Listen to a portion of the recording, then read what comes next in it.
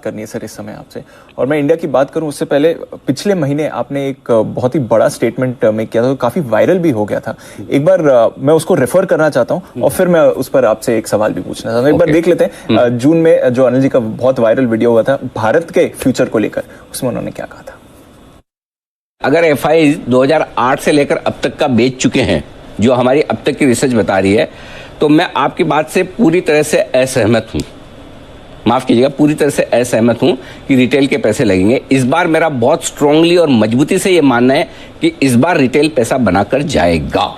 अभी भी बनाया है, आगे भी बनाएगा, बशर्ते कि आपको इन्वेस्टर होना पड़ेगा। अल्टीमेटली हमारे यहाँ जो मेरा समझना है उस तरह की तेजी बनेगी, उतनी लंबी तेजी बनेगी जो एक जमाने में जापान में बनी थी जी। जापान में 40-45 साल का बुल रन आया था, बिल्कुल लंबा वाला एक्सपेंशन पीरियड।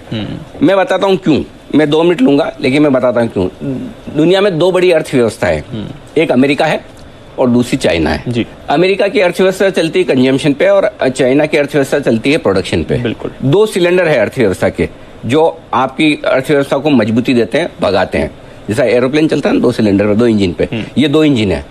हिंदुस्तान एकमात्र ऐसा एरोप्लेन बनने जा रहा है जहां दोनों सिलेंडर काम कर रहे हैं। कंजम्पशन 130 करोड़ 140 करोड़ हम हैं, इससे ज्यादा कंज्यूमर मिल नहीं सकते। बिल्कुल। दूसरी तरफ जिस तरह से प्रोडक्शन बेस्ड इकोनॉमी हम बना रहे हैं, मुझे लगता है आने वाला समय, आने वाला 10 साल 15 साल 20 साल और हमारी जनरेशन के बाद जो आए हैं दुनिया में, वो बहुत खुशनसीब हैं कि वो हिंदुस्तान का सबसे बढ़िया पीरियड देखेंगे। ये मेरा बहुत स्ट्रांग बिलीफ है। और जो हमारी सेविंग्स का फाइनेंशियलाइजेशन हो रहा है, अब तक हम सिर्फ सोना ले लेके जमीन में गाड़ते थे, या बहुत हो गया तो बैंक की एफडी करा दी, पोस्ट ऑफिस में डाल दिया, उसके बियॉन्ड नहीं। अब वो जो कल्चर फैल रहा है, हाँ ये कोई एक तरफा तेजी नहीं है, इसमें बीच बीच में झटके लगेंगे। बहुत सारे कमजोर ट्रेडर्स जो डिसिप्लिन नहीं रखने वाले इन्वेस्टर्स वो बाहर भी होंगे, लोगों का भरोसा भी टूटेगा, सब कुछ होगा। लेकिन अल्टीमेटली मुझे लगता है कि एक वो जमाना आएगा जहां न सिर्फ हमारे इन्वेस्टर्स हमारे मार्केट को डोमिनेट करेंगे, बल्कि अब इसके आगे और एक बड़ा आपको स्टेटमेंट दे रहा हूं, आशु जी ध्यान से सुनिएगा, बल्कि हम इतने बड़े होंगे कि दुनिया भर के बाजारों में जाकर हम पैसा लगाएंगे और ये बोलेंगे ये भारत के एफआई है जो आकर हमारे यहाँ पैसा लगा रहे। याद रखना मेरे शब्दों को, हम मुलाकात करेंगे 10 से 15 साल बाद, ठीक है। बहुत ही अच्छा राष्ट्र के नाम संदेश है जिसमें कोई 100% मैं मतलब है दिल से बोल रहा हूँ, इसमें कहीं कोई डाउट ही नहीं है कि आने वाले 15, 20, 25 साल हमारे ही हैं। आने वाले 10-15 साल हमारे हैं। और दिल से बात करी थी अनिल जी, और ऑन द स्पॉट ये व्यू, ऐसा नहीं कि कुछ प्लान किया था, ये ऑन द स्पॉट 3:30 बजे के आसपास क्लोजिंग शो में 14 जून को।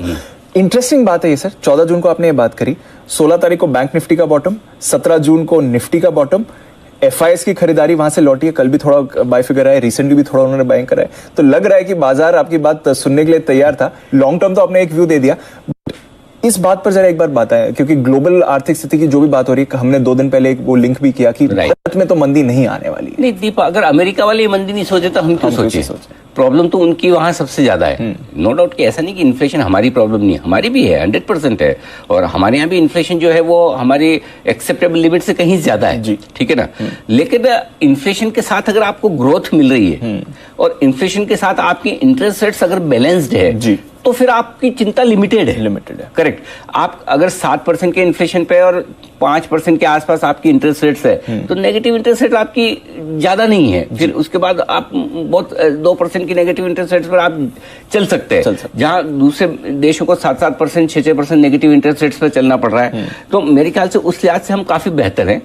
रहा ग्रोथ का सवाल, इसमें तो कोई डाउट ही नहीं है कि हमारी ग्रोथ उनसे बेहतर रहेगी। अगर अमेरिका की कम हुई भी तो हमारी भी कम होगी, लेकिन उसके बावजूद हम फास्टेस्ट ग्रोइंग इकोनॉमी में तो रहेंगे ही, इसमें कोई डाउट नहीं है। और इसलिए मेरा मानना है, जहां तक सवाल है 14 जून का, देखिए उस समय ओवर पेसिमिज्म था। 15,200 के आसपास, 32,200-300 के आसपास किसी को लेना नहीं था। और तब मुझे याद है उस दिन ये भी कहा था कि 50% आप अपना अब तक टोटल कम से कम म्यूचुअल फंड्स में डाल दीजिए या मार्केट में पैसा लगा लीजिए, टुकड़ों में लगाइए। एक और चीज वो भी कहा था, बता दूं कि मीडियम ब्लास्ट SIP कीजिए, 12 इंस्टॉलमेंट आपकी भेज दीजिए, क्योंकि ये अगला 1 साल आपके पैसे लगाने के लिहाज से 3 साल आगे आपको बढ़िया रिटर्न करके मिलेंगे। अब वो बात अलग है कि 14 जून से 14 जुलाई या 30 जुलाई तक मार्केट 4-6 हफ्तों में आपको रिटर्न दे दे या 4-6 साल लगाए, ये करना हमेशा मुश्किल होता है। लेकिन कुछ कुछ सिग्नल ऐसे होते हैं जहां पर आपको हमेशा खरीदारी करने के लिए बढ़िया संकेत मिल जाते हैं। पेसिमिज्म, एफआईएस की index long position lowest level पर, कैपिचुलेशन हो चुका है, काफी कैश मार्केट के स्टॉक्स 40, 50, 60% गिर गए, इनफैक्ट निफ्टी के स्टॉक गिर गए 40-50%, और नंबर्स आपके तब भी सारी कंपनियों के रिजल्ट्स अच्छे आ रहे हैं। सो आई थिंक वहां से हम काफी बेहतर हैं, कॉन्फिडेंस रहना चाहिए। सिर्फ फिर से यही कहूंगा कि 15,200 पर डर था, वहां कॉन्फिडेंस चाहिए था। 17,500-600 आएगा, आपका कॉन्फिडेंस लेवल और बढ़ेगा, वहां पर थोड़ा सा आपको सावधान रहना है। जो एसआईपी इन्वेस्टर्स हैं, जो रेगुलर इन्वेस्टर्स हैं, उनके लिए चिंता की बात नहीं। जो day to day market trade करते हैं उनके लिए भी चिंता की बात नहीं, क्योंकि डे टू डे वालों के लिए भी रोज का मार्केट है, रोज स्टॉप लॉस ऊपर या नीचे के वो लगाकर ट्रेड करते हैं डिसिप्लिन के साथ। पोजिशनल जो दिक्कत कहाँ आती है, जो पोजिशनली मार्केट को देख रहे हैं उनके लिए ज्यादा समस्या है, क्योंकि पोजिशनली आजकल मार्केट एक 1.5 महीने में जिस तरह से अपना स्टांस बदलता है, उन ट्रेडर्स के लिए, जो पोजिशनल ट्रेडर्स है, जो 4-6 हफ्ते का व्यू लेकर मार्केट में उतरते हैं, 15,200 पे उनसे लिया नहीं जाएगा, 17,600 पे बेचा नहीं जाएगा, करेक्ट। तो उन्हीं के लिए दिक्कत है। बाकी लॉन्ग टर्म तो आप कोई इशू है ही नहीं, जिसका 3 साल 5 साल का व्यू है। शॉर्ट टर्म वाले का भी कोई व्यू नहीं। फॉर एग्जांपल, अगर आज 16,900 के नीचे बंद होता है तो शॉर्ट टर्म इन्वेस्टर्स को अपना स्टॉप लॉस लगा के निकल ही जाना है, तो भी आप डिसिप्लिन पे है। सो आई थिंक पोजिशनल व्यू लेने वाले इन्वेस्टर्स को अब जब वो खरीदारी करें तो सेलेक्टिवली खरीदारी करनी है, बस सेलेक्टिवली खरीदारी। बिल्कुल। तो चलिए, ये आपको ध्यान में रखना है। बाजार ऊपर नीचे रहेगा, बट अगर आप अपनी इन्वेस्टमेंट्स को अच्छी तरह से मेंटेन करेंगे तो आप फायदे में ही रहने वाले हैं। आज का एक